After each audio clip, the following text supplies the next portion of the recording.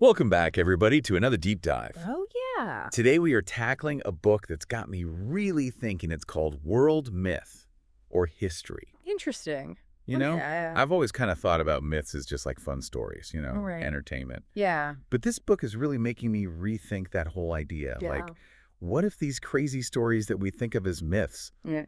actually have some connection to real historical events? Yeah, for sure. Maybe even lost civilizations. Yeah. You know? That's exactly what I found so interesting about this book. It Yeah. really kind of pushes you to challenge those assumptions, Yeah.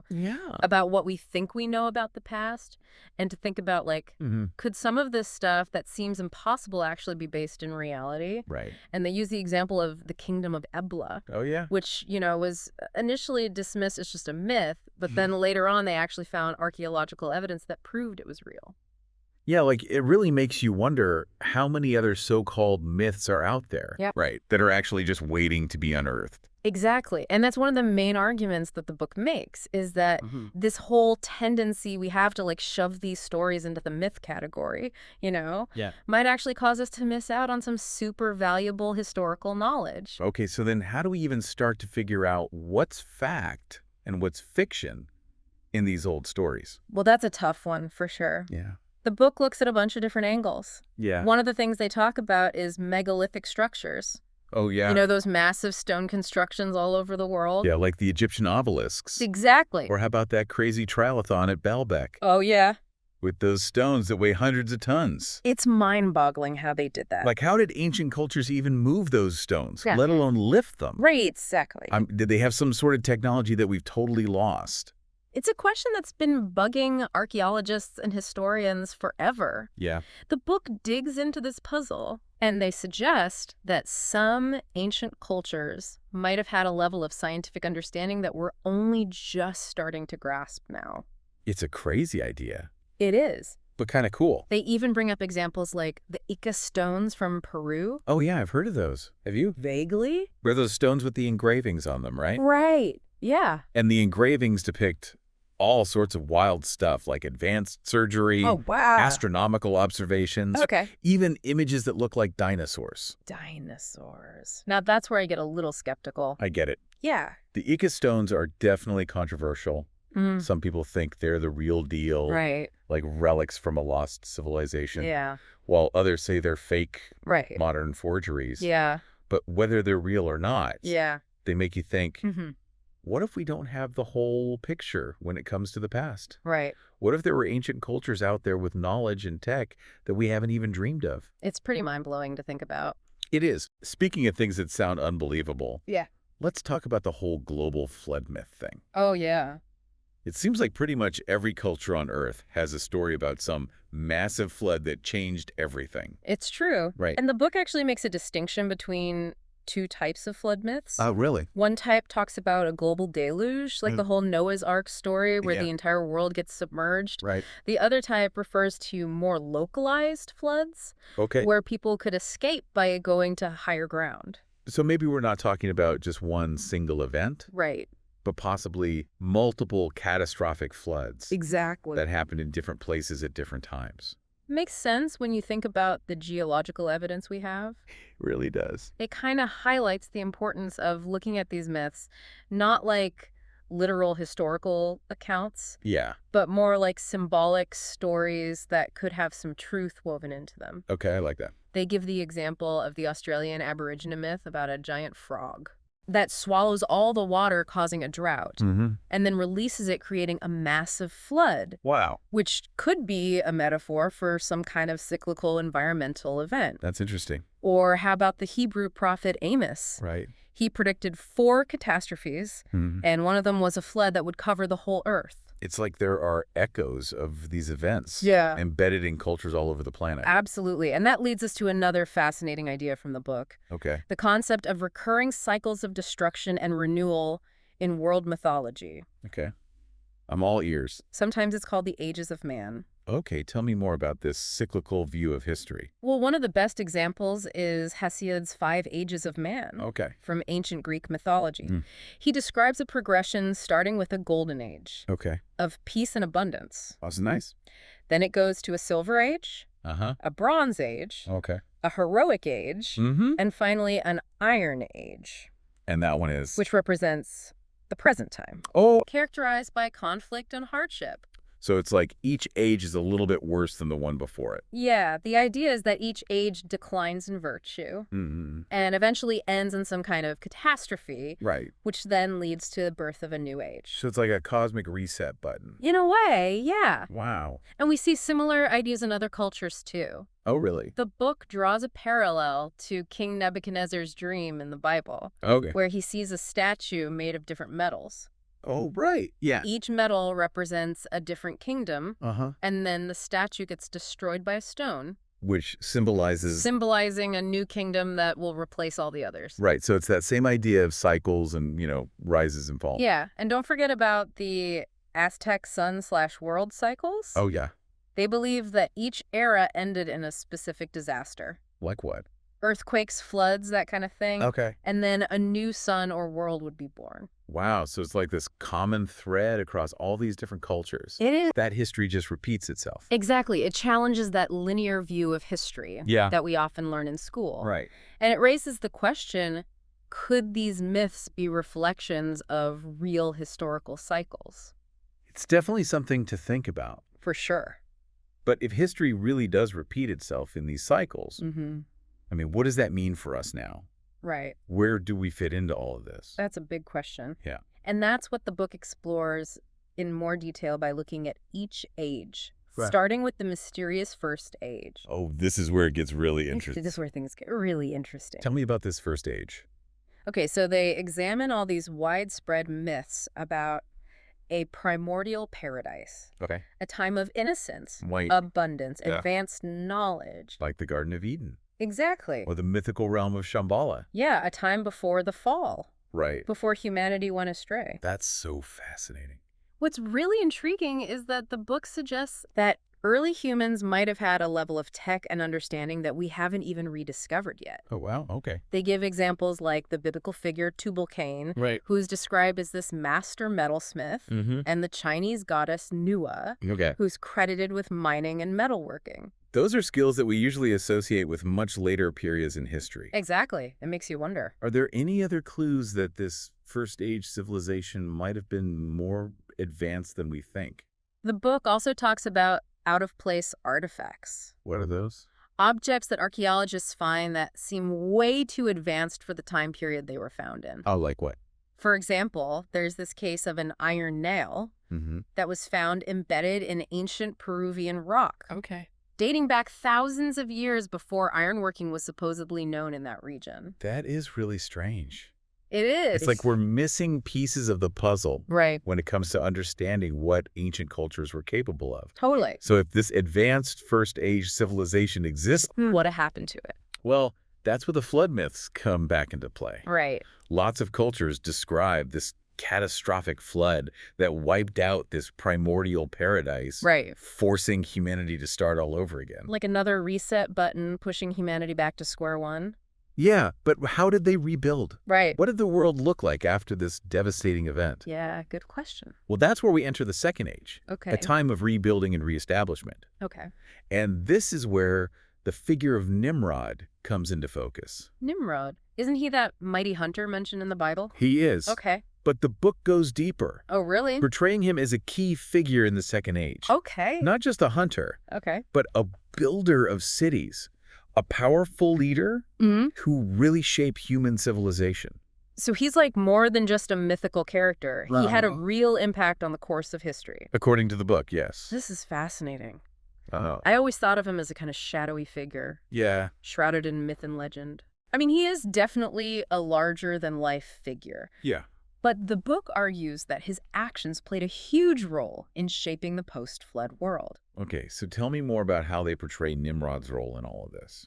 They argue that while Nimrod was instrumental in rebuilding civilization, his actions also represent a shift Oh, okay. away from that reverence for a higher power Right. that characterized the First Age. Okay. Instead, he emphasized human ambition and dominion over nature. So he's like this pivotal figure, Yeah. marking a turning point in history, Exactly. a move towards human-centered power structures. Exactly. That's a huge shift. It is. And the book suggests that this shift, while it led to advancements in tech and social organization, Yeah. it also laid the groundwork for all the conflicts and power struggles that would define the ages to come. Right. Those seeds were planted early on. Wow, that's a lot to think about. It is. It seems like the book is painting this really complex picture of the Second Age, a time of both progress and potential pitfalls. And it's that foundation laid by Nimrod that sets the stage for the dramatic events of the Third Age. No. An era defined by conflict, upheaval, and maybe even celestial battles. Celestial battles. Okay, you've got to tell me more about this. Imagine a world where the sky itself is a battlefield, Wow. where the lines between heaven and earth are blurred. Okay. The book describes a time when astronomical events like comets, eclipses, meteor showers were interpreted as divine interventions or conflicts between gods and other celestial beings. So they didn't have scientific explanations. Right. They saw these events as signs and omens, Exact. battles playing out in the cosmos. And this wasn't just one culture. Oh, really? The book highlights similar themes in myths and legends from all over the world. Okay, like what? You have the Greek myths about Zeus overthrowing his father Cronus Right. and the Titans, Yeah. which was this epic battle that shook the cosmos. Wow. And in Vedic mythology, you have the god Indra fighting the serpent called Vritra, symbolizing the release of the waters and the triumph of order over chaos.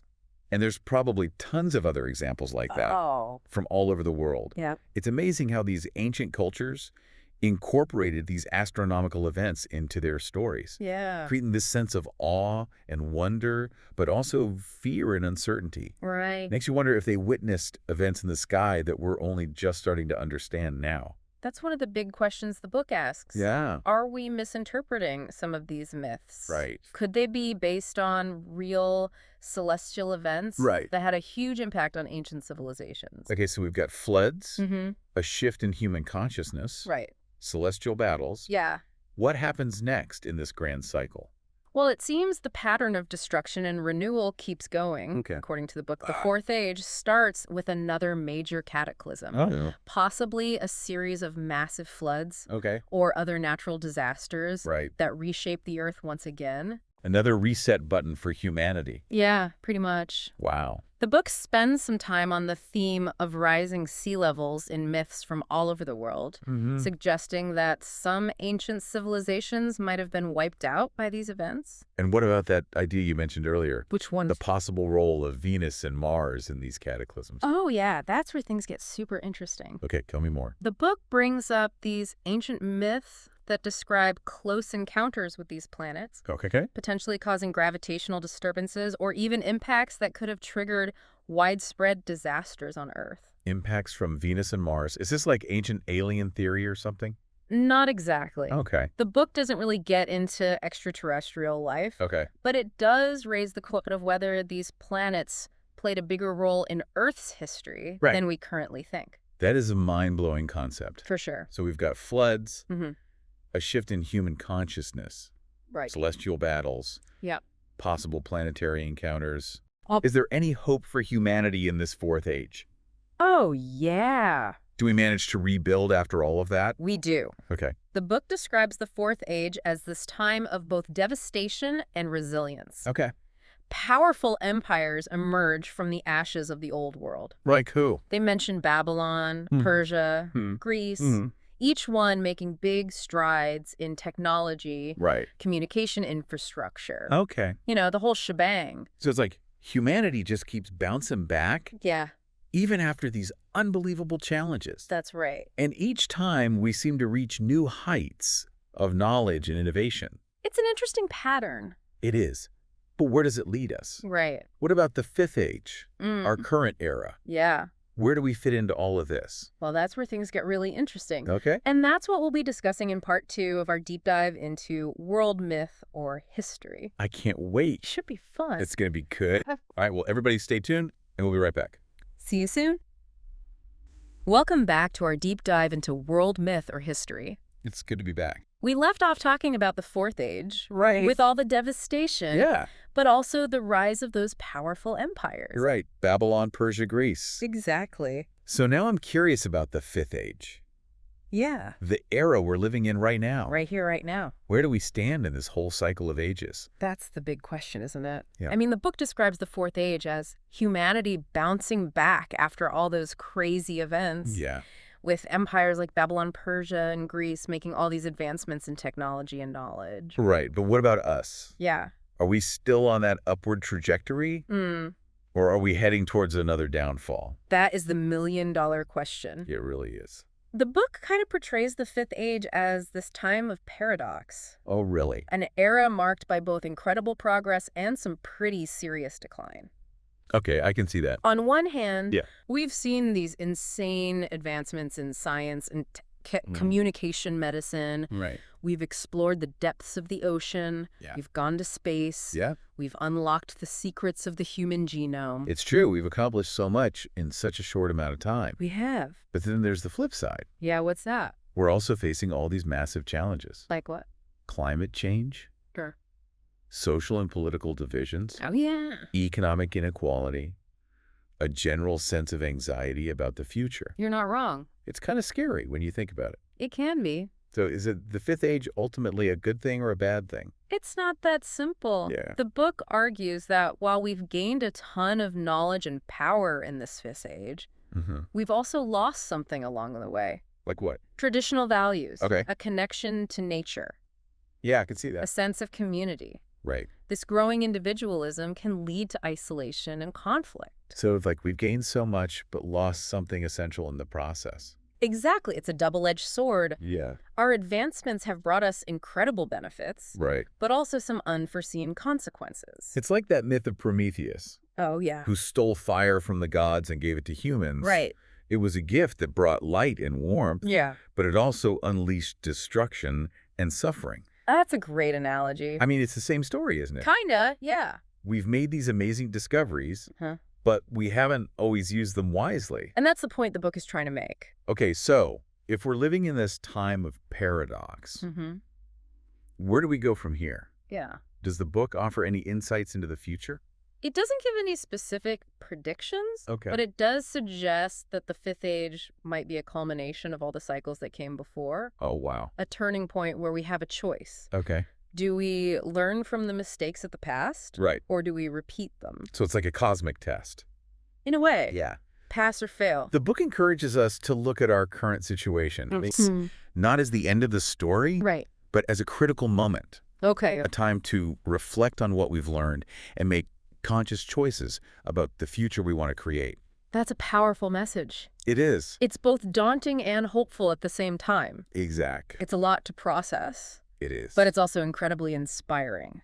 good. It makes you wonder what other myths might be worth exploring. Oh, yeah. What other stories that we've dismissed as mere fantasy might actually contain some truth Right. that could help us navigate the challenges we face today. That's the beauty of this book. It really is. It's not just about retelling ancient myths. Oh, it's yeah. about challenging our assumptions, questioning the stories we've been told, Yeah. and looking for deeper meaning in the narratives that have shaped our culture. I've got to say, this deep dive into world myth or history has been a real eye-opener. Glad to hear it.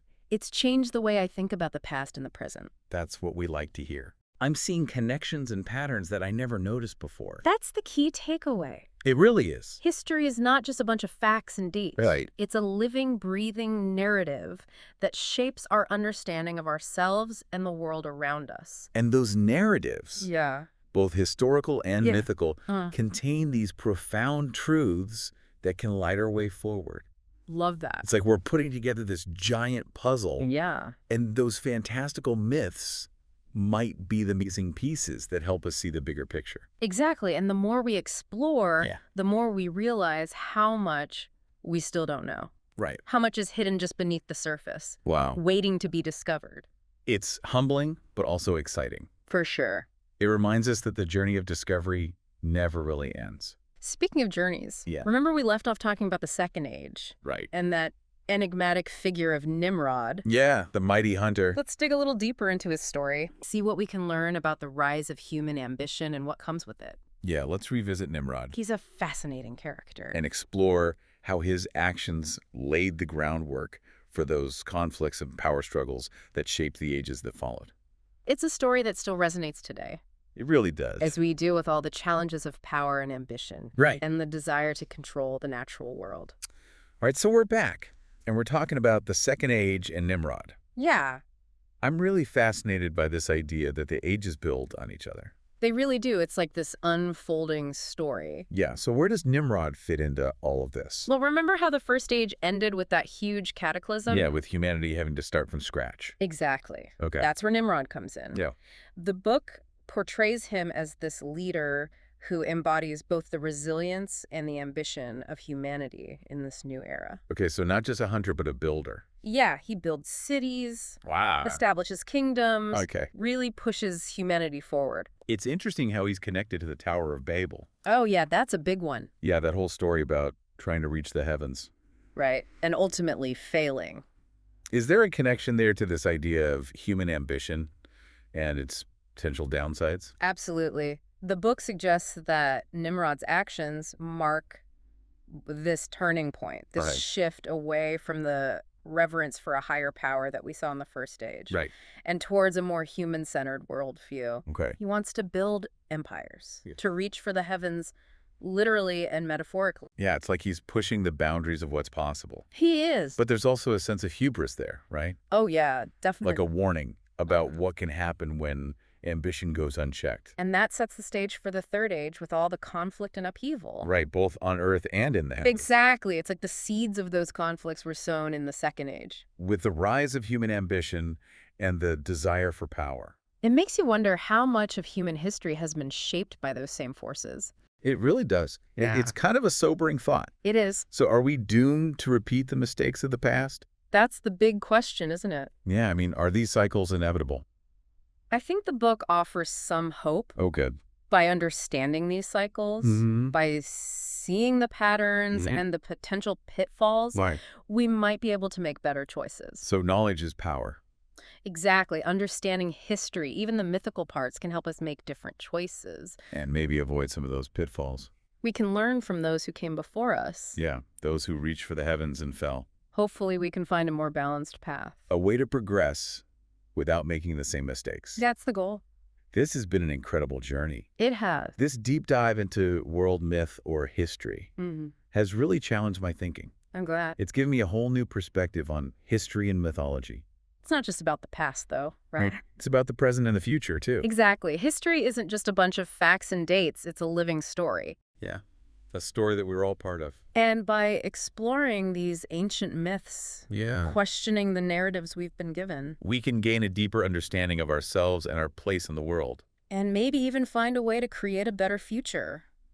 Well said. Thank you so much for joining me on this deep dive. It's been a pleasure. And to everyone listening out there, I hope you'll keep exploring, keep questioning, and keep an open mind to the possibilities that lie hidden within the stories of our past. There's still so much to discover. Exactly. Who knows what other truths are out there waiting to be uncovered?